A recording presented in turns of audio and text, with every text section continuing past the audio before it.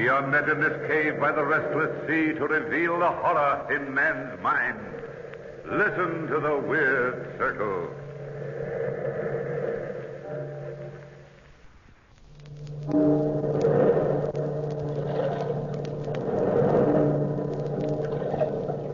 Listen to the waves. Listen closely, for you will hear the crying of lost souls.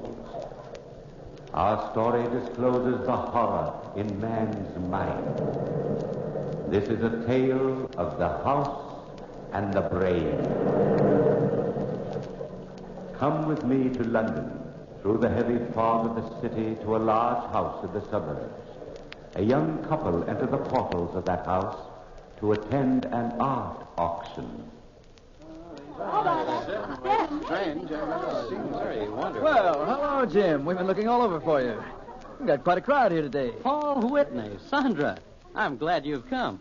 I thought you two were refugees from this sort of thing. Well, frankly, Jim, I've suddenly conceived a passion for good oil paintings, and I'm going to buy this fabulous painting of the ancient cutthroat. Well, To tell you the truth, Jim, she suddenly conceived a passion for cutthroats, ancient or otherwise. Oh, my husband abuses me. I'm too nice to her, or she'd never be interested in any other man. But, darling, the man in the portrait's been dead 400 years. Dead or living, he's not beyond your charms. Oh, but my husband loves me, Jim.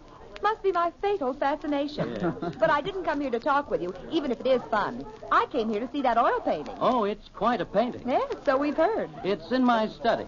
Come and take a look before the auction starts. Now, don't fall in love with it, Sandy.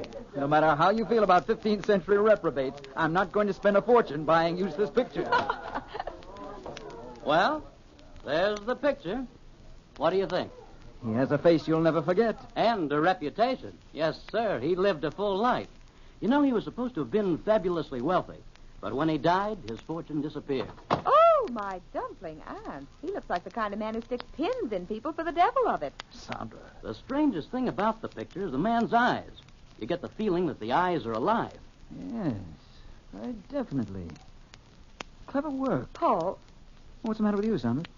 I could have sworn I've seen that man in London recently. What man? The one in the picture. What? He's been dead 400 years. Stop snickering at me, Jim. I know what I've seen. Impossible. The only thing left of the Honorable Cutthroat Richards is the house on Orchard Street. He built it 450 years ago, and it's never been really habitable since. Why? Well, this is your chance to laugh at me. It's haunted. Haunted? Oh, not really. Really? Oh, Jim, I've never met a ghost. And you never will, Sandra. Jim, oh, Jim, please, oh, please. Imagine a really, truly ghost. Wonderful, Jim. Take us over. Or better yet, I'll rent the place for a week. I've heard a lot about ghosts, but I've never been able to pin one down. You know, I've been a student of the occult for a long time. Jim, please. Oh, Sandra, I'm serious. It's dangerous business, this ghost hunting. Please, fella, anything to get Sandra's mind off buying that picture. Very well, but you'll find some very real ghosts over there. The housekeeper, Mrs. Browning, will rent you a room if you want one. But she's the only person who's ever been able to stay in the old house. Thanks, old man. Come along, Sandra. But the picture. Hang the picture, my sweet. I've got a genuine ghost for you.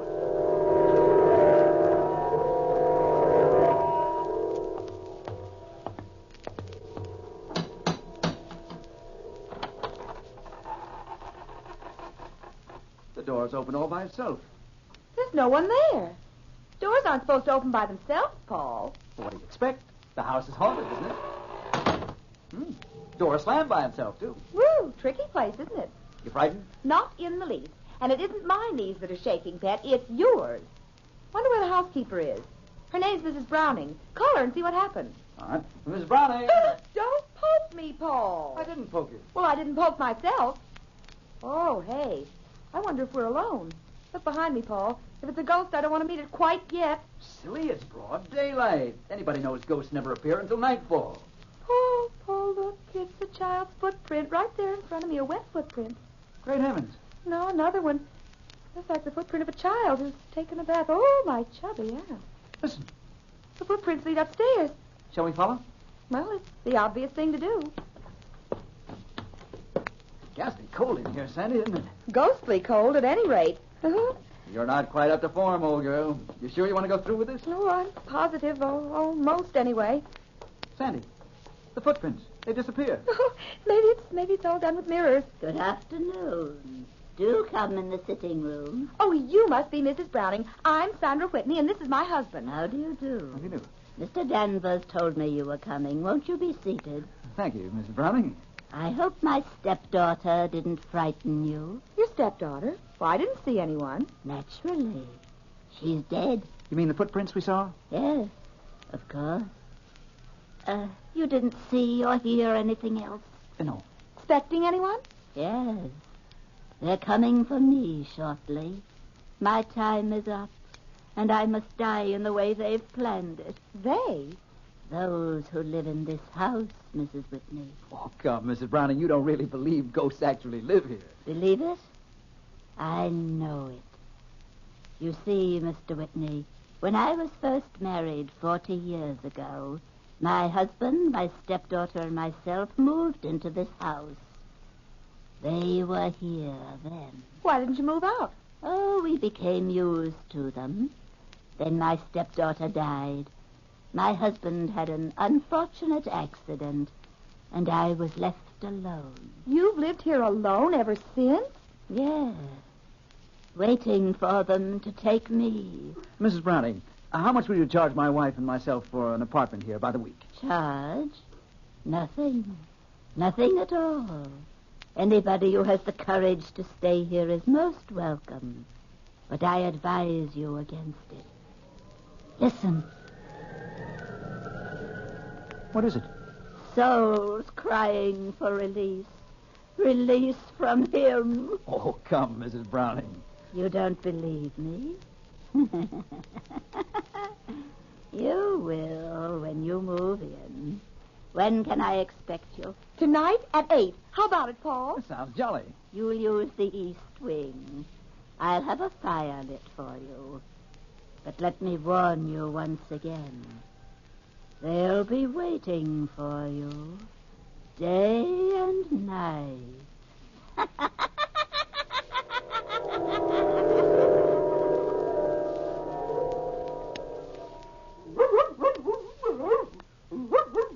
Sandra, call back. Of course, Paul. Down, Blackie. Down, I say. Oh, if you keep squirming, I'll never get you on a leash. I'd better take some pistols along with us. Well, I'm not at all sure you can shoot a ghost, Paul. I'm not at all sure it is a ghost. Something awfully phony about all that. Oh, no. My intuition says there were ghosts in that house, darling, and I've a very perceptive intuition. Sandra, you're not going to take Blackie with you. Well, of course I am. He's a watchdog, isn't he? But a dog. Now, darling, remember how nicely he caught pheasant last year? But pheasant aren't the same thing as ghosts at all. Stuff and nonsense. You ready? All ready. Here's your coat, dear. Oh, look out the window, Paul. So peaceful out there.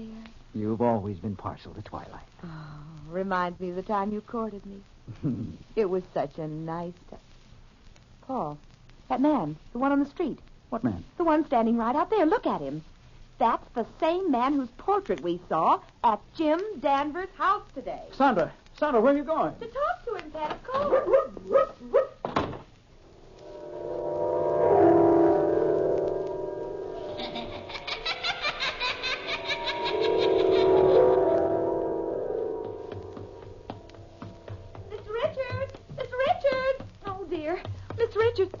My chubby aunt. It is him. Oh, excuse me, sir. I couldn't help noticing you, and...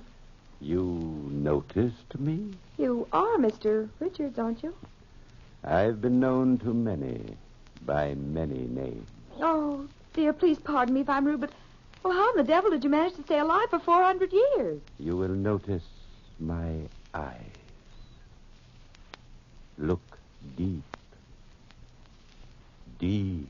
Oh, let me go.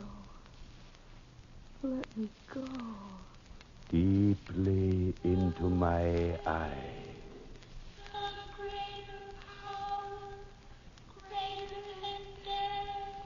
You've never seen me before. You don't know me. You can never remember me again.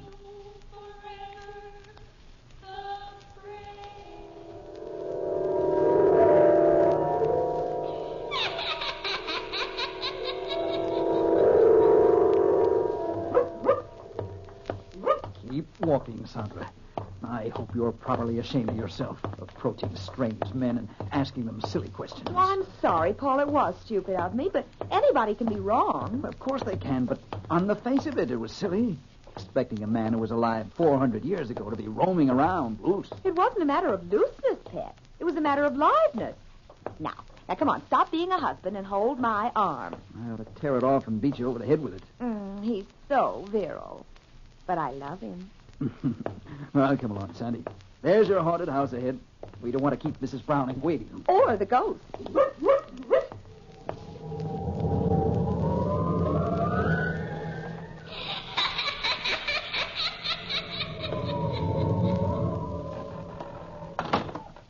That door again. Insidious feeling, doors opening and slamming. Mrs. Browning! Mrs. Browning! I'm in the east wing, Mr. Whitney, just lighting the fire. You better go on up. This hall's drafty. Hey, Paul, more than cold in here. It's almost as if something or somebody is draining your body of all warmth. That's a pleasant thought, Sandy. Now that you've scared yourself stiff, move. Well, I was just getting in the mood for ghosts. Where's the east wing? This way, Mrs. Whitney. Oh, hello, Mrs. Browning. Well, this room looks cheerful. It's as gay as my mood. Nice fire, nice candles. Quiet, Blackie. You'll scare somebody. A dog scare somebody? Not tonight. They came tonight. What came tonight? You'll see. Better make yourselves at home while you can. Blackie, sit down. Over here, Blackie. Look at him, Paul. The hairs on his head are standing on end. Be quiet, Blackie. Blackie! Look, I told you they were here. A luminous mass. A blue mass. Sandy, be careful. It's materializing. Coming for me. I knew it. Coming for me. Oh, Mrs. Browning, Paul. Fingers are choking her. Good heavens. Mrs. Browning. Paul, stop this horrible Coming thing. for me. Send me. Send me. It's horrible. It's all right, Sandra. All right, darling. Oh, it's gone, hasn't it? Yes. It's gone. But Mrs. Browning, she's dead.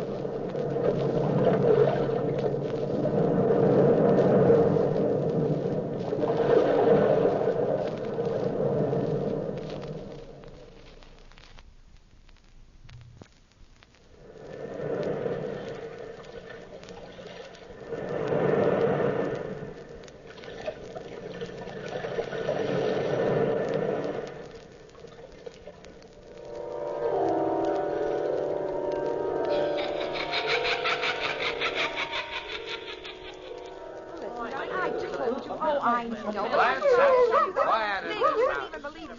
Quiet!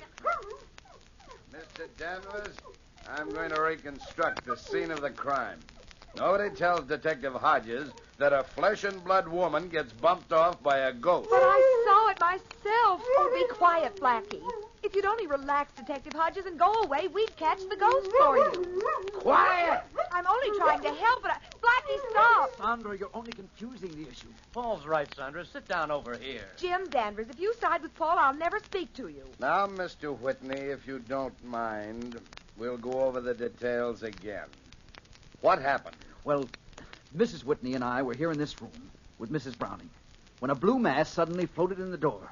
The lights in the fireplace dimmed, the candles were extinguished, and Mrs. Browning began to scream. Why? Because she saw a ghost. It's really all so simple. Sandra, my dear. And then what happened?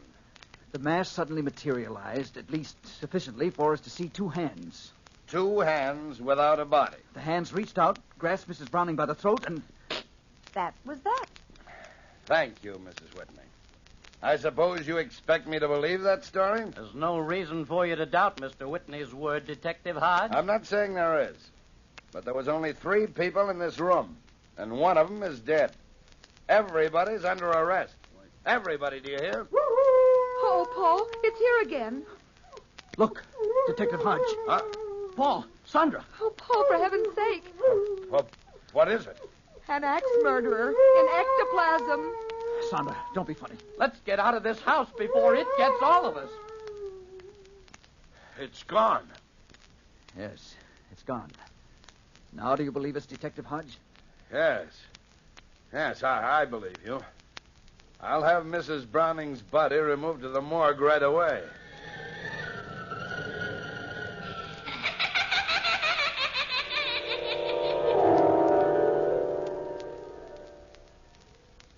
Paul, if you insist on staying in this house overnight, I'll not be responsible for what happens. But, Jim, I'm convinced that there are no such things as ghosts. Now, please, Jim, take Sandra back home and leave me. I'm not budging without you, Pet. Sandra, don't be foolish. Well, no matter what you two do, I'm not staying here. Oh, go, old fuzzy beard. Take thy tired body and deliver it to a safe, warm bed. Poor Jim, scared of a little ghost. It's 11 p.m. already. Well, good night, Paul, Sandra. Nighty-night, Jim. What was that? You mean the footfalls? Yes, what is it? The housekeeper's dead stepdaughter. You see? It's all so simple. Good grief. Good night.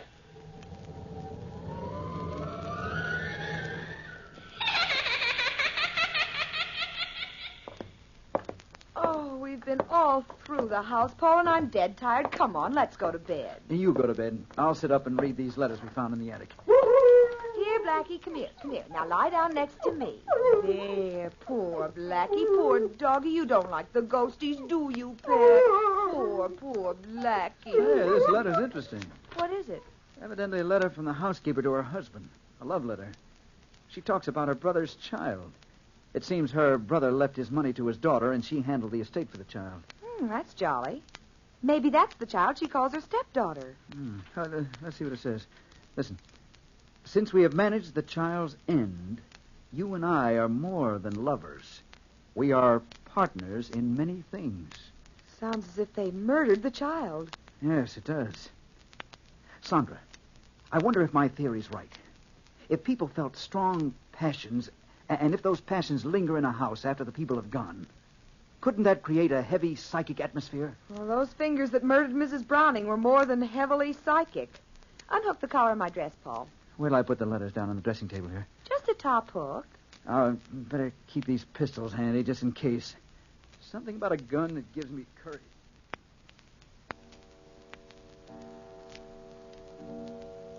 Funny. Oh, it's midnight. I'm tired and nothing's funny.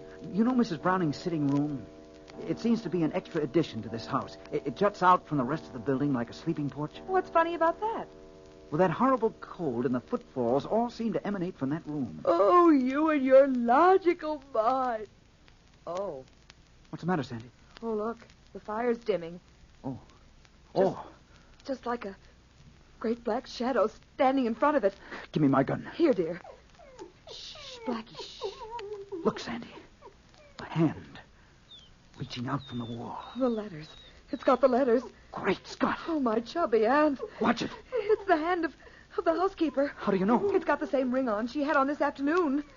If that's not a ghost, I've never seen one. The fire's going out, Sandra. Sandra! It's all around us! Sandra! Sandra!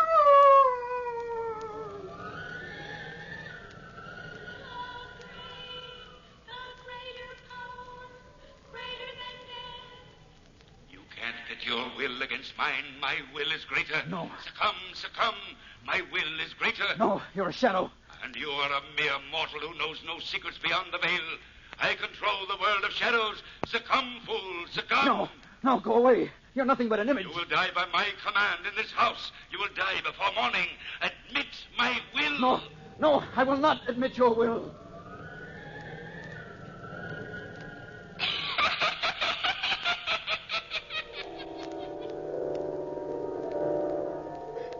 Sandra, you're safe now on your own home. Just lie still, darling, and drink this. Paul. I was a fool to allow you to stay in that accursed place last night. I ought to have my head examined. I came over as soon as I got your message, Paul. Oh, come on in, Jim. Sandra's recovering from a bit of a shock. Yes, I heard about it. I warned you, Paul. That house is definitely haunted. I'm going to board it up. It's completely useless. No, that's not the answer, Jim. It isn't ghosts. At least, not in the real sense of the word. Why, Paul, after what you went through, you say that? It's too malignant for a ghost. Do you believe in the power of hypnotism? Well, I've heard some amazing theories about it anyway. Well, I believe some power controls that house. Well, that's still ghosts. No, because the brain that controls the house is still alive. I'm convinced of it. Well, where do you think this man who controls the house is? He might be thousands of miles away. Remember you said that the eyes in the picture of the fabulous Richards seems alive? Oh, that's ridiculous. Not at all. In some crazy, mad manner, Richards has kept himself alive all these 400 years. In some hypnotic way, he controls that house. Well, if your theory is right, how can we break his control? Well, I'm certain that his control emanates from the little sitting room which once belonged to Mrs. Browning. Yes? Now, if you'll let me, I'd like to hire workmen and tear that room off the rest of the house. Oh, but Paul, Well, the room is only an extra addition, Jim. It can't do any harm to try.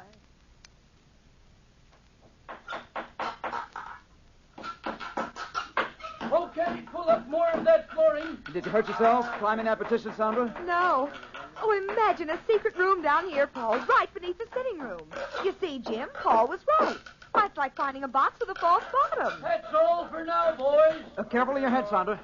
This room isn't very big. But it's as cold storage. Well, now you know how a hunk of beef feels in an icebox. That's gay.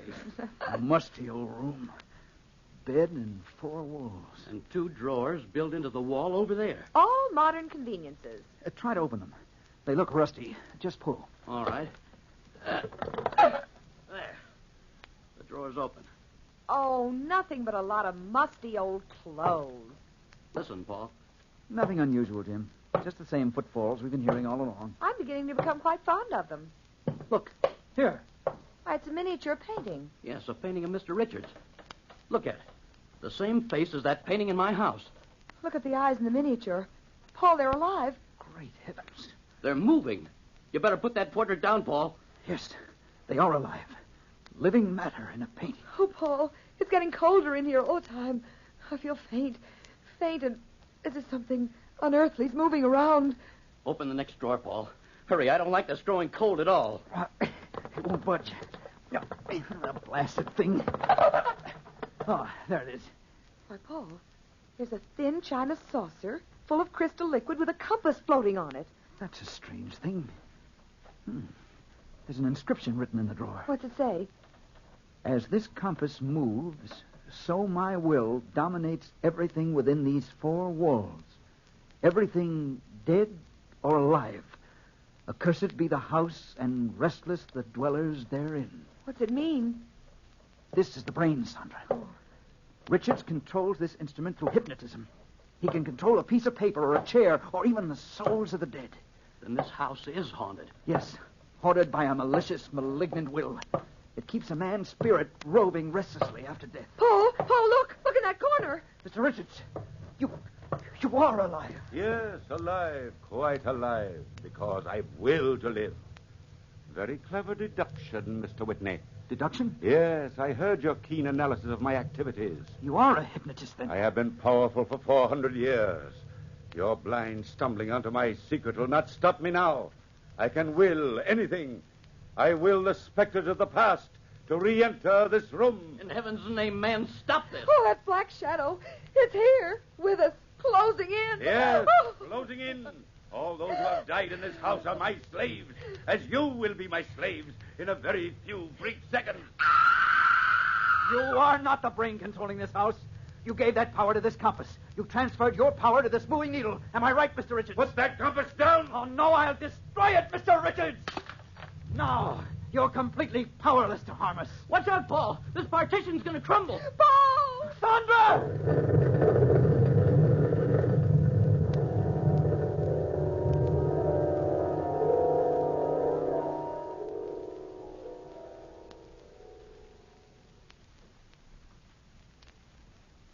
Gosh, Paul, it's good to be back in our own home. What happened to Mr. Richards when the petition collapsed, Jim?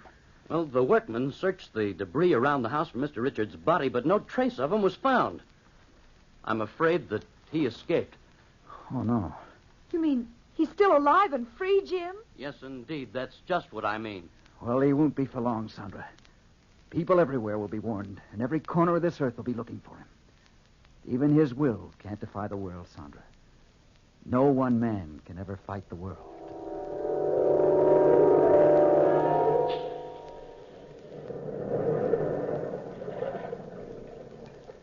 From the time-worn pages of the past, we have recalled the house and the brain. Bellkeeper, toll the bell.